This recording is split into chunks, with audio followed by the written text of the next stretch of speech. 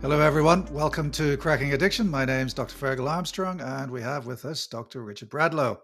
So, Richard, I thought today we'd talk about resilience, and really, it's such a huge subject that I think we'll just really divide it into a number of sessions. So, first of all, how do we define resilience in the context of AOD? What would be your way of explaining what it is?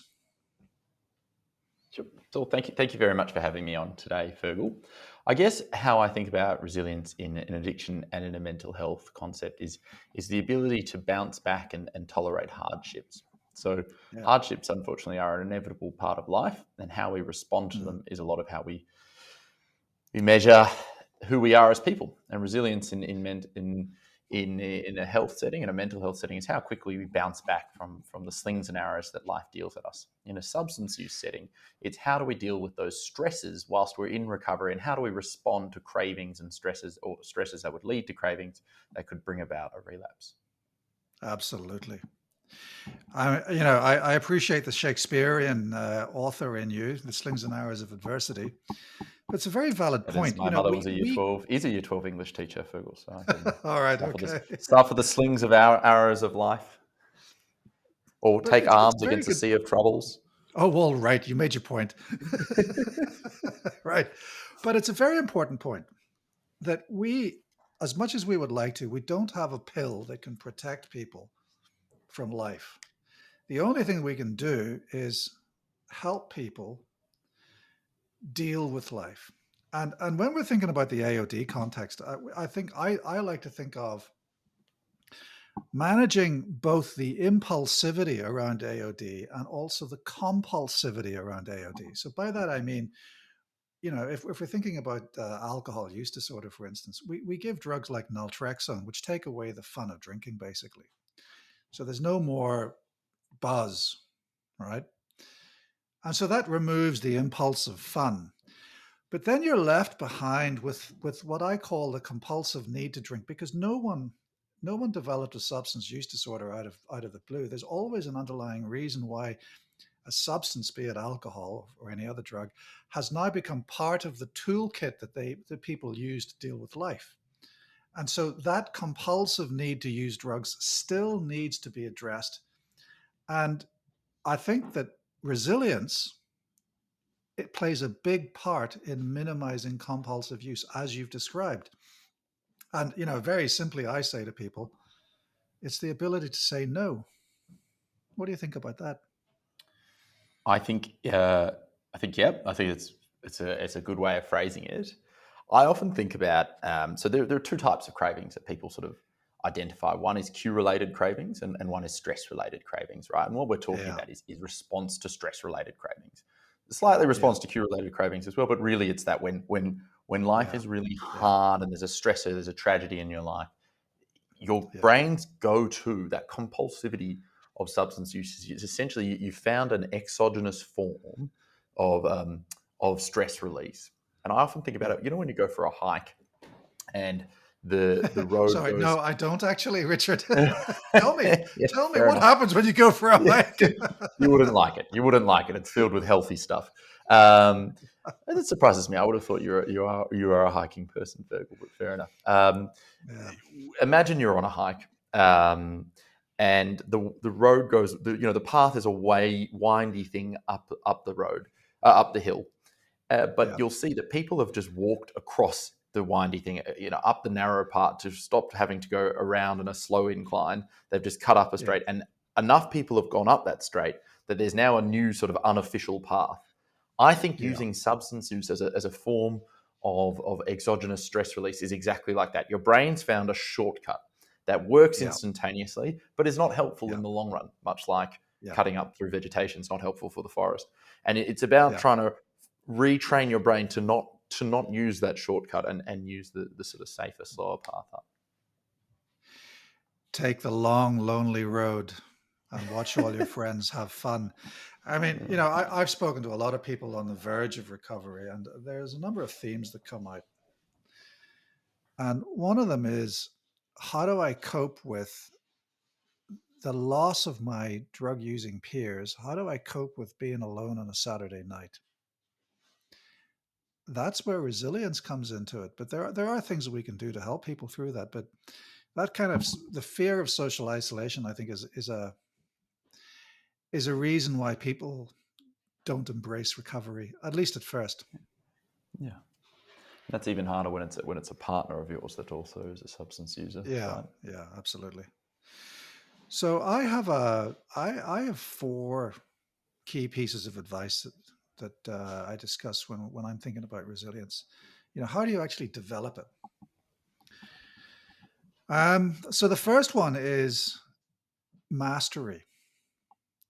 So the theory is that if you get good at one thing, you can use the halo effect to get good at something else. So if you're good at one thing, you set yourself up for in a mindset of success that allows you to then embrace recovery and be successful on that day. Because remember, when perhaps at the early stages, a good day in recovery is simply not having used when your head hits the pillow. No matter how terrible the day's been, if you haven't used, that's a good day.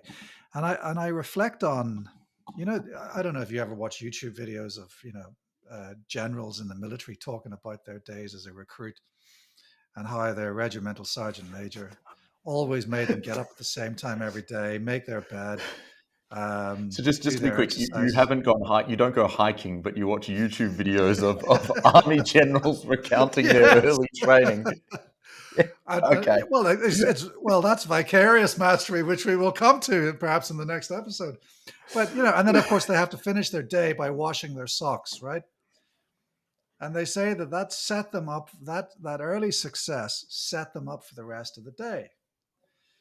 So I encourage mastery in little small things, easy wins to set people up for the day. So, I mean, in terms of how you deal with recovery, how does it chime with you, if I may ask? Yeah, I think it chimes really well, and it actually makes me think a lot about how some of the individualized advice I give. So if I'm dealing with someone with a substance use disorder or a severe anxiety or depression in the clinic, and they are quite fit, then the sort of mastery I recommend is often slightly cognitive.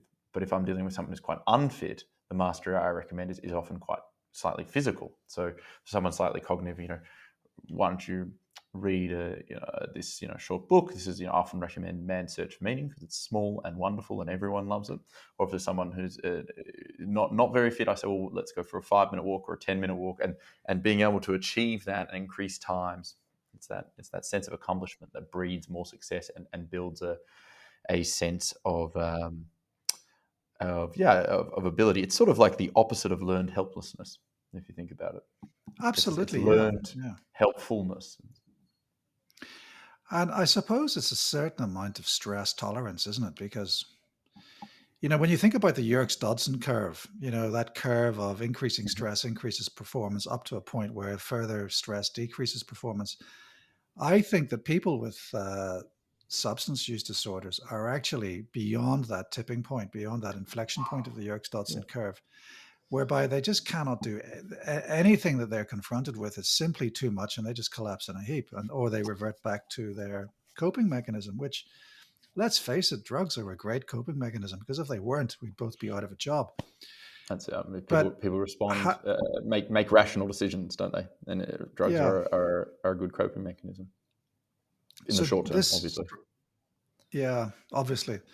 So this gradual introduction of fairly, I don't want to say the word easy because for some people it's very difficult, but achievable goals, early achievable goals, setting yourself up, I think I think has the effect of correcting your position on that Yerkes-Dodson curve.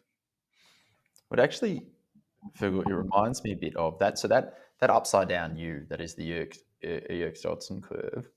There is a similar curve, same shape, created by a psychoanalyst called Pat Ogden, who's an American psychoanalyst, who described the Hmm. ideal amount of adversity in childhood to create a fully a healthy sense of self. And if you have too All right. little adversity, you don't get that sense of achievement and be able to problem solve and don't get a formation of a sense of self. And you have too much, it's just trauma Yeah. and the exact same thing. You get a Yeah. self distort. And I think what you are proposing there is that exact view of ideal Yeah. adversity. Yeah. Yeah. Absolutely. And people say, "Oh, look, I wish I could be protected from the stresses and strains of life." You can't. And actually, that desire to never be challenged is actually a manifestation of your disease process, but also B, represents the ultimate form of avoidance. So you could argue that actually substance use is a form of avoidance. And avoidance in the long term, as much as we don't like it, avoidance is actually a counterproductive management strategy that actually in the longer term worsens distress. Yeah, yeah, absolutely. Mm, It reinforces the fear that you're trying to escape. yeah. So I suppose really from a psychological point of view, to what extent does exposure therapy relate to this? Um, well, I guess it's a form of exposure in terms of finding that ideal level of difficulty to the adversity. Mm, So I yeah, guess it is. yeah. It's on the. I guess we're. I often think with a lot of these things, you're talking about the same object and you're coming at it from a slightly different view. You know. Mm, yeah. So I like your you're dividing the challenge, as it were, so from either cognitive or physical. And I've never heard of that before. So how long have you been doing that? Was that something you've come up with, or was that a theory that you read somewhere? No, that's a Richard Bradlow That's a theory. Richard I think Bradlow invention. it was phrased. It came out of. I was never super athletic in school, and I had a period of my life when in my early 20s when I was unhappy, and I got very into athleticism, and I think that sense of achievement I felt really boosted my confidence and sort of unlearned that learned helplessness or learned Exactly. helpfulness, That's and but I, that's my and it's point sort of exactly. and it was sort of born out of, I think clinically I've seen a lot of sort of not professional athletes, highly athletic men, uh, Mm, where you say, "Do you go to the gym?" and they look at you, you know, like you're an idiot because obviously they go to the gym, but they're still presenting with a very low sense of self-efficacy and low mood, yeah. high anxiety, or a substance use problem. So I've had to be more creative about what I've recommended to them to try and achieve that same level of self-efficacy and sort of learned helpfulness. So you say self-efficacy, I say mastery. Tomato, tomato. I will say mastery now. Sorry, Fergal. No, no, self-efficacy is fine by me. I'm just simply saying that, I think we've come to the same point through different routes. Um, well, sadly, we've run out of time today, but I really do look forward to discussing further with you my 4 key interventions to develop resilience. But for now, Dr. Richard Bradlow, thanks very much for your time. Thank you for having me. That's all for today, folks. My name's Dr. Ferghal Armstrong, and this has been Cracking Addiction.